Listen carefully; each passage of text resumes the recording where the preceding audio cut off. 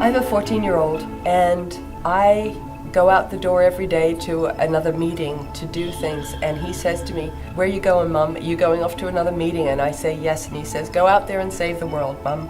My son understands they carry a burden that they should not have to bear, which is that our excess, our extraction, our focus on exploitation of other people and resources has brought us to the brink of saturation of our atmosphere, of our oceans, of CO2, of melting glaciers and ice caps in the north and south, and a quality of life for so many on our planet that is heartbreaking.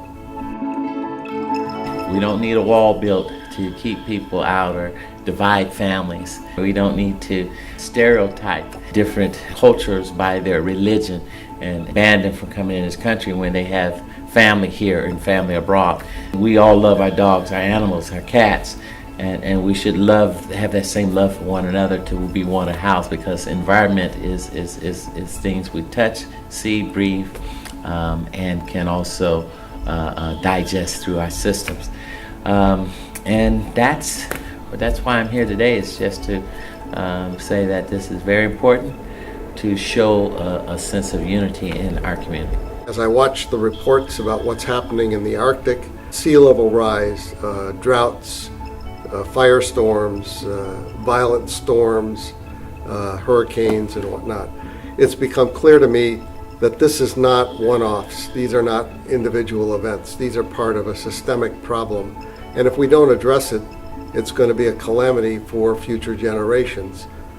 And I feel a moral obligation to the future, to the generations that are not yet born. We're the stewards of their planet, and we have an obligation to leave them a planet that is habitable and not in crisis. The climate crisis is also a source of global tension and conflict.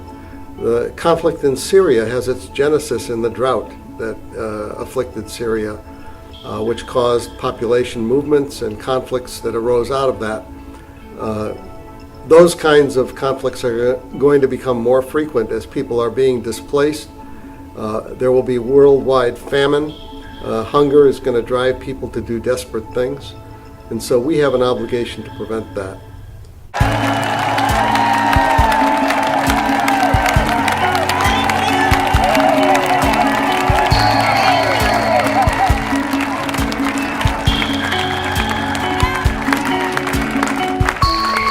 From the xenophobic Muslim ban to the hateful border wall to trying to take away health care from 24 million people, from trying to defund Meals on Wheels for our seniors.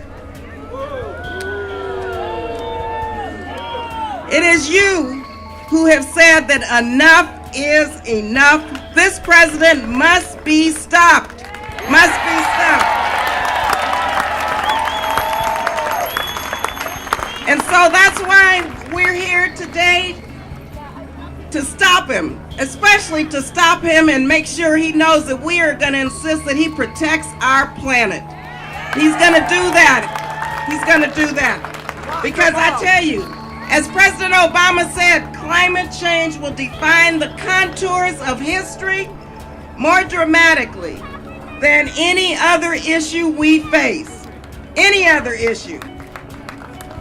This president and his allies present a real threat to the future of our planet. They're the threat. So now more than ever, we must resist this right-wing war on our environment. And that is what it is. It's a war on our environment.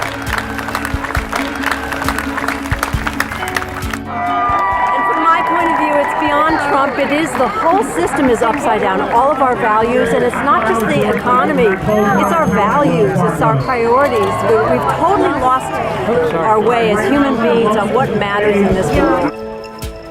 capitalism cannot solve the problem of climate change. Capitalism created climate change, began with the Industrial Revolution in the 1800s, and it has been getting worse and worse and worse. And as the planet dies, capitalism has no answers except continued extraction of fossil fuels and the same things that have brought ruin to the planet they want to do over and over. And we believe that by putting the earth and its resources in the hands of the people, allowing people to decide for themselves how to live on the earth and not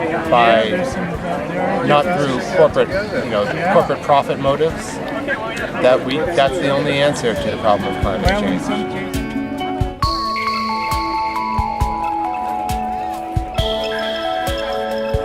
Frontline community is a community that is living directly in a very polluted and toxic zone. So, for example, we work out of Richmond, which deals with the refinery. We have East Oakland, which is very industrial, and now we're fighting the coal.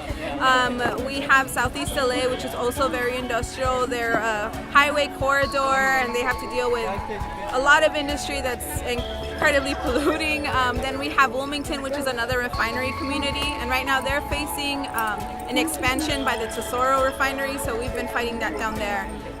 People at the front line are the people that are directly impacted, and we're the ones that are taking lead and making change. Well, I think this is urgent. We don't have a lot of time left to be dickering around with stupid politics while, the earth is in mortal danger, and our safety and our futures are at risk, and our kids' futures. So it's important that we come together and move forward on solving the problems.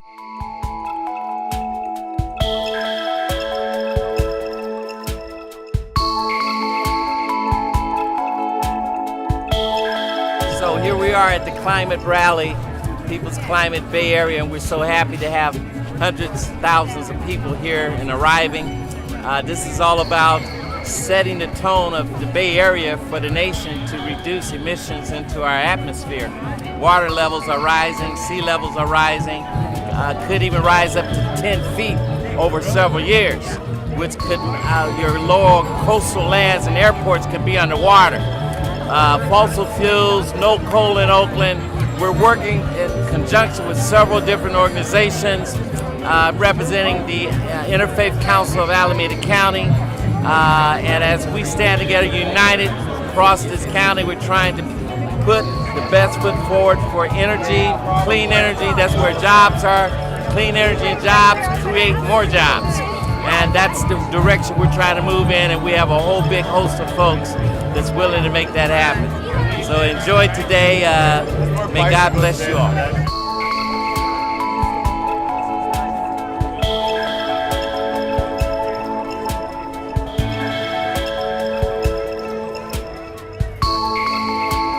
We're here today at the Greenpeace warehouse with about 30 different members of Climate Workers, which is base-building membership organization of rank-and-file union workers and labor organizers who are fighting together for climate justice.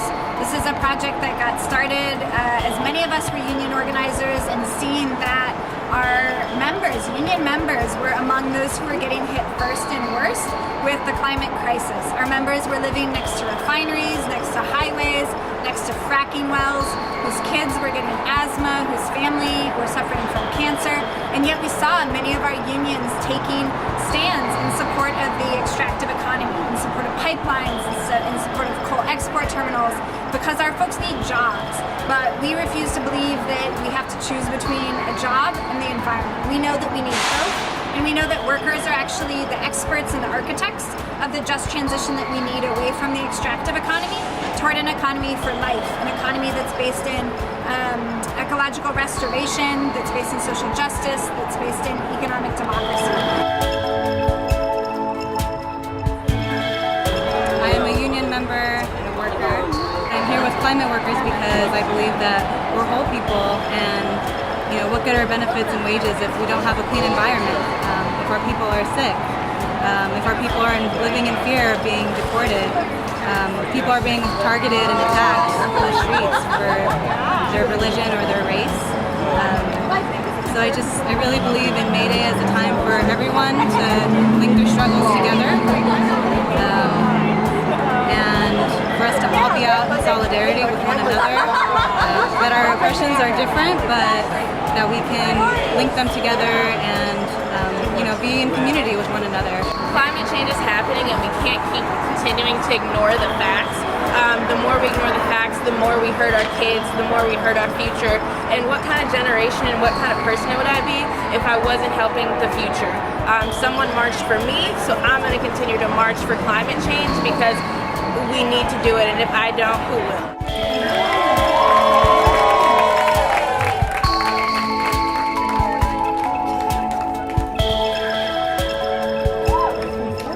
And I work with Friends of the Earth, and we have been involved with the planning around the Earth Day to May Day activities, and we found it really exciting that so many people from around the community in the Bay Area were involved on April 21st in downtown San Francisco, protesting and letting the EPA know that, well, it's one thing for you to keep your jobs, it's another thing for you to actually be doing the work that you need to do for environmental justice communities in California. And we work very hard on climate policy here in California, so we're very excited to be here on May Day, supporting immigrant rights, supporting the environmental justice organizations that are making this happen so that we can really bring this nexus together between worker power, climate justice, and protecting the most vulnerable in our communities. My name is Penny Opal Plant. I live in Richmond, California. I'm Yaqui and Mexican on my mother's side, Choctaw, Cherokee, European on my father's side, and I'm with Idle No More SF Bay. In my community in Richmond, California, we have the Chevron refinery, which was actually incorporated a few years before the city. That refinery is taking in tar sands oil from my friends' territories in Canada, from the Bakken oil fields in North Dakota, and Amazon crude from where my brothers and sisters live in the Amazon. A lot of the women down there are signers on the Indigenous Women of the Americas Defending Mother Earth Treaty, which obligates us to rise up together as Indigenous women, to say no to any more fossil fuel infrastructure, and to say yes to what is required to create a clean climate and a healthy environment for all of our relations. These sacrifice zones around the world that the oil refineries and the fossil fuel industry is creating, from extraction to production to the use, which is creating climate chaos, are primarily on lands of people of color and Indigenous people. If you're for justice, if you're for having a clean environment, then you will stand with Indigenous people around the world and say no to more fossil fuel infrastructure, no to all these pipelines that are trying to be built in the United States, and say no to any kind of fossil fuel infrastructure wherever. I'm here in front of Citibank, which is one of the funders of the Dakota Access Pipeline. They have not said that they will divest yet. We need to make them divest with our money. If you have an account with Citibank, with Wells Fargo, with Bank of America, with Goldman Sachs, with a whole long list of those corporations that are funding fossil fuel infrastructure projects that are killing people, not only where they're being built, but where the extraction is happening to the communities like mine in Richmond, then you will take your money out of those banks. That's what we're required to do right now.